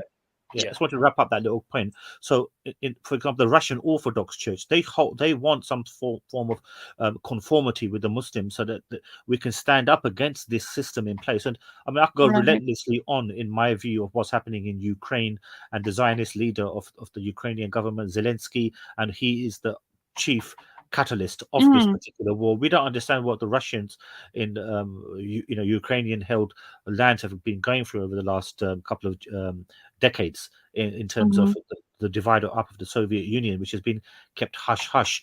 Not that I'm claiming to be some sort of representative of Russia, because Russia has perpetrated its own criminality as well. However, it still holds on to these moral structures which are in conjunction with the Islamic values. However, the notion of the way the West is trying to infiltrate that and spreading its hegemony throughout the world, even in traditional Muslim countries like Pakistan, there was a recent bill passed which is encouraging and legitimizing same-sex marriage in Pakistan of all countries, and other Muslim countries as well. So this spread, it will usurp the whole world. It's not simply going to remain in these in the Western countries. This vice will spread like a cancer everywhere, and it will overtake. This is the precipice of the coming of the Dajjal. So when the Dajjal returns, he's not simply going to turn up and say, "Woohoo, here I am, I'm going to take over the world." The setting off for his adulation will have to be in place before his coming. On a final note, brothers and sisters, I would like to say that, we are supposed to be a united front, a united ummah. And, don't be afraid to reach out to each other. We need to get rid of this taboo and make the taboo talkable. And by making the taboo talkable, that means being able to let down your guard and open up your heart and open up your minds and broaden that spectrum and reach out to someone. Getting involved could save a life. Getting involved could save relationships. Getting involved could, you never know where a shahada will come from, subhanAllah.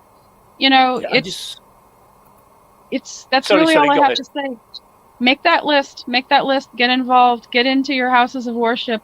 It starts all at the grassroots. Go to your houses of knowledge and ask what you can do and how you can be of service. Don't do more than what you can, but at least open your heart and mind and keep a list near. That's all I have to say, brothers and sisters. Jazakumullah khair. Can I just add to that? This is the ushering in of the alphabet movement that's around at the moment. The weakening of man, the breaking of the family and everything. This is all a plan to kind of like usher in this movement, because now when men are not no longer interested in marriage, when the families are breaking down and everything, you got a lot of in America. I understand that there are many single mothers, and the single mothers who are raising their kids don't have a father. The fathers, don't even get the opportunity of seeing their children, and deliberately sometimes, deliberately these women are not giving the authority to the father to come and see the children, or when they do, there's always something or whatever. So this is all a plan to bring in the alphabet movement. Then what will happen is obviously they've weakened the men. Men are no longer interested in marrying women because of what's happening in the West. They lose everything. They lose 50% of what they worked and earned and everything. For a good part of their life. Brother. In fact, that's only in cases where there's no children involved. You lose 50%. Where you have children, then you lose 95% of your assets. I think the sister wanted to say something. I didn't know that. I didn't know it was 90%. But anyway, here in the Netherlands, if you're married to your partner here, you have to pay alimony to her as well as child support. If you remarry, if you as a father remarry, then you may reduce or stop paying her alimony. And the alimony here is based on how many years that you were married. Let's say you were married to a lady for 8 years. So that means you have to pay her 8 years of alimony until that 8 years is served. Or if you remarry and you have more children, then you may get a reduced cost, or your situation will be changed. But it's case by case situation here. But in most cases, usually you pay the alimony to the lady, including child support, until the equivalent of the years that she was married to you are done. And if she remarries, well, hunky dory for her. She's still entitled to her maintenance from her previous marriage, even though she's remarried or has another friend or other children. The sad part of this is, brothers and sisters, and is the fact that the woman can claim the money, for example, from the man. She can claim a lot of money. For example, the man has been providing for the woman. The man has probably bought a vehicle or maintained the house completely, took her on holidays and so forth, and really treated her like a princess or a queen. But all of a sudden, the marriage might not work out, or there's something happen in the relationship. The woman can straight away claim child maintenance, for example, even though the man has provided over the number of years for the welfare of the wife and the children. Rightly so, he should, no doubt about it. But the sad part is the children, the access of the children. The man, all he wants to do is be able to hold, hug and kiss and play with his children. That's all he wants. The last thing on our minds as men is the financial situation of it also. Even though it is a huge part in it, because you need the financial capabilities to go through the court system, but the down to the ground basic needs of the man is just to able to pick his kids up and kiss them and cuddle them and tell them stories and so forth, teach them the Quran, whatever, if you're in a Muslim family. It really breaks your heart when you do hear the stories of so many brothers who have gone through so many different difficult situations, after a marriage breakup, and it can be devastating. It doesn't just affect the husband and the ex-partner or so forth. It actually affects the members of the family, extended family, and then also from members of the community. Whereas taboo happens, whereas rumors are spread within the community that this man has done this, even though there's no evidence, or this woman has done this, and even though there's no evidence, and it just destroys communities. And I'm hoping to do another stream on this on a wider scale. Whereas how does it affect the community and family members, other family members involved in the relationship. I don't know how you feel about that, brothers and sisters. Yeah, great. It will be Most, great if you could do it again. Yeah, I just most I just wanted to definitely. say I just wanted to mention something. Women have been given so much power that a lot of women are proud of doing this to their husbands. They will go online. They will say, Mhm. Yeah, "Yeah, absolutely. I received so much. I get so much. I done this. I done that, and whatever." They have no shame in actually publicizing it, that they're getting a lot of money from their husband, they're getting money from their ex-boyfriend for their children. And like the sister agreed with me earlier on, there's a lot of them where that money doesn't It's go to the child at all. it's It goes to disgusting. the I mean, woman. it's disgusting. I've seen some women out there take a psychotic joy in receiving the benefits that they get. I mean, you've got these baby daddies out there, and I'm sure in our own community as well, where these women go on vacations and they spend money on their babies, their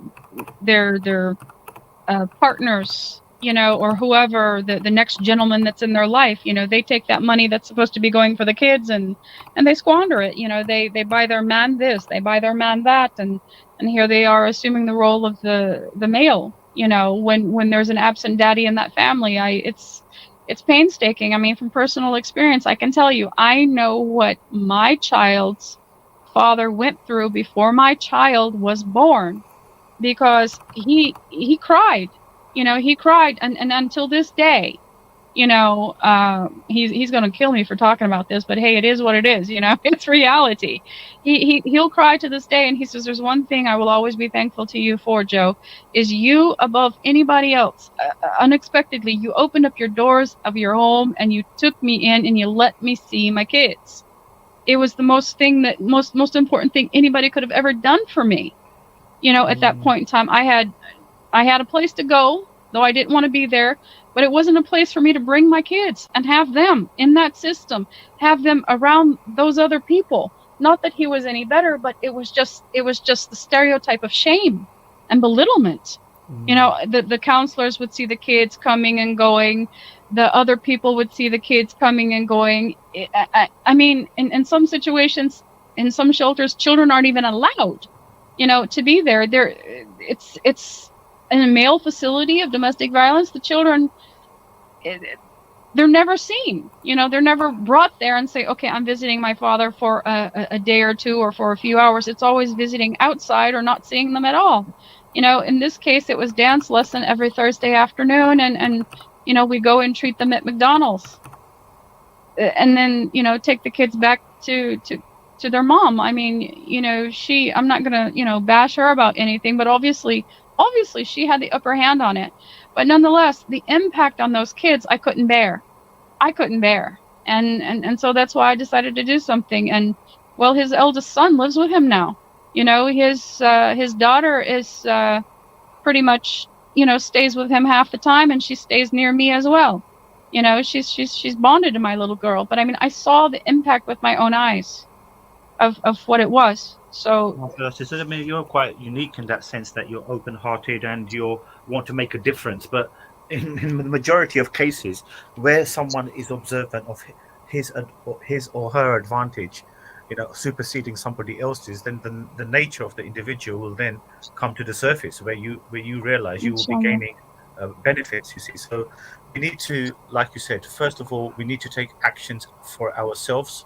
We need to I mean, have a determination to do something, correct.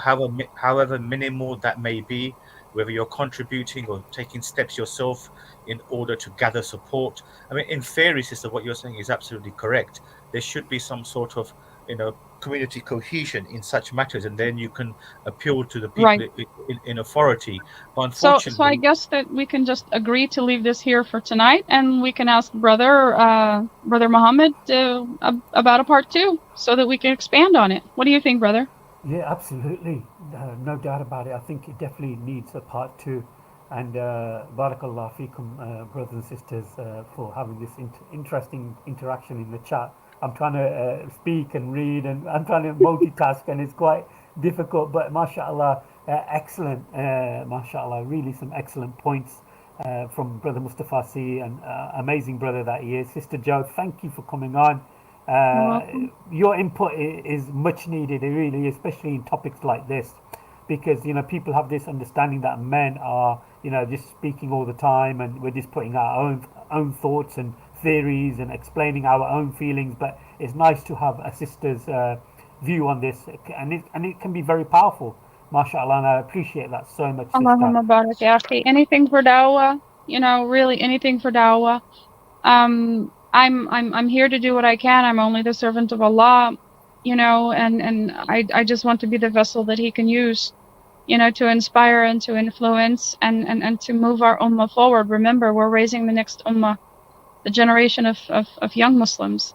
I want to wish you all a happy, blessed Ramadan, inshallah. May it be fruitful for you and your maker, your relationship with the maker, and for you, your family, and loved ones, inshallah. Jazakumullah khair.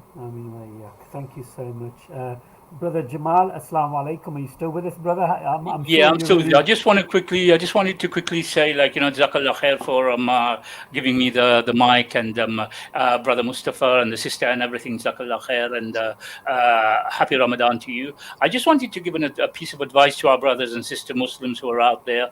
Don't fall for the Western rhetoric. Don't fall for all that. Return back to the Quran and Sunnah. The only thing we can do is to hold to the rope of Allah. That is the only thing we have.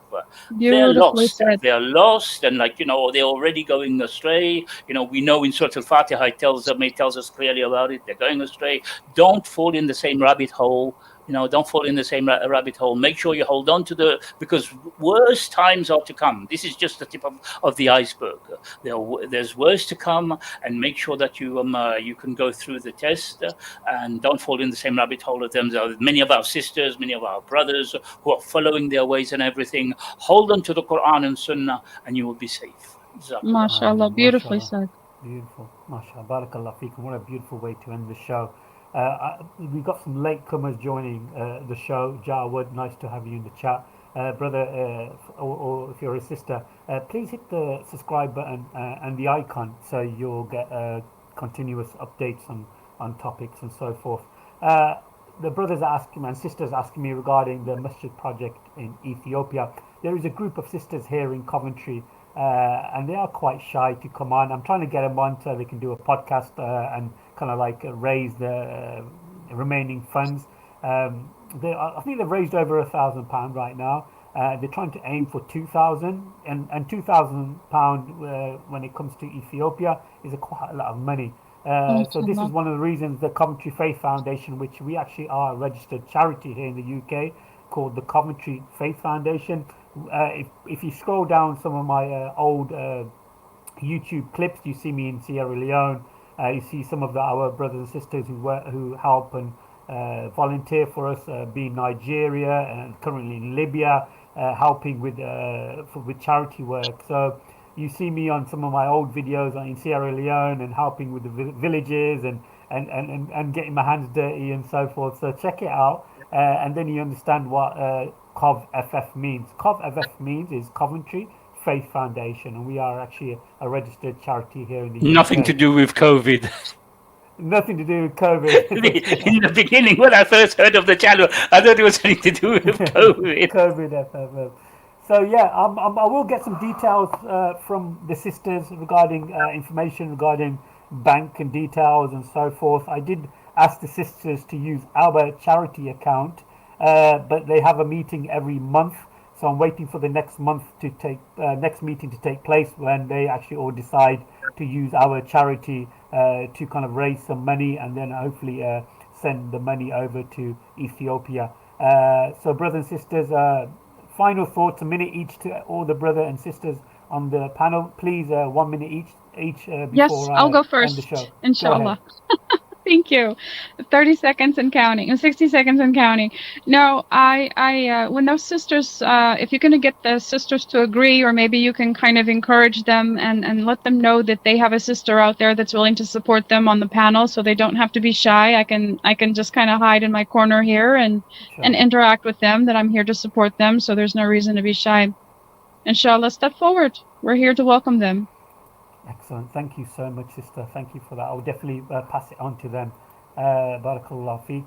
Brother, people of the book, Brother Jamal, mashallah. My sheikh, how are you? And can you just finish off, please, with a minute of a brief final thoughts, please. Actually, before I joined the show, I was drinking chocolate milkshake anyway. So, like, you can call me a chocolate milkshake. I just want to quickly say, for those of you who are into writing, for those of you authors or whatever out there, I've just invested in a software that I can do. I can publish your books for you. I can do audio books for you as well. So, if you have anything, please reach out. We have to spread the word. Islam. When you type things about Islam on the internet on search, you see a lot of those books, anti-Islamic books that are out there. Yeah. So those of you who have the potential to write articles or whatever, if you need, get in touch with me. We can get these things out, and also audio books to spread Islam in whichever way we can. We have talent among us. We have many people who've got these possibilities, and they don't know, maybe it's inside them. So if you love writing, you love even if you want to translate somebody else's book, you want to translate somebody else's book, you've got the permission to translate it into your language. Please get in touch with me so that we can spread the word. We can spread the word of Deen. We can spread the word of Islam. Jazakallah khair. MashaAllah. Brother, can you just put your link in the chat, the link to the channel, please? Yeah. Some contact details where people can get hold of you. Yeah, they could just go to my channel, Oh People of the Book, and I don't have time to go and get the This link, was from right our now. brother, from all the way from MashaAllah. The brother sent me this, MashaAllah, fi sabilillah, a mug. MashaAllah, I really appreciate it. Yeah, I got a merch company as well, where I do mugs and T-shirts and everything. So, whatever. Anyway. So you can just go to Oh People of the Book channel, and if you want to send me a message there, or you'll find me on the same name in Twitter as well. You'll find Oh People of the Book in Twitter, and anything Islamic you want to put out. Jazakallah khair. Assalamu alaikum. Ameen wa iyyak, Sheikh. Jazakallah khair for joining us. Brother Mustafa, final words from you before we wrap the show up. Jazakallah khair, brother, for giving me this opportunity to speak once more on this very pressing issue. I just want to make a slightly divergent request in the 1 minute that I have, and that is for the people in the audience, which have numbered up to 20 whilst we've been speaking about this topic.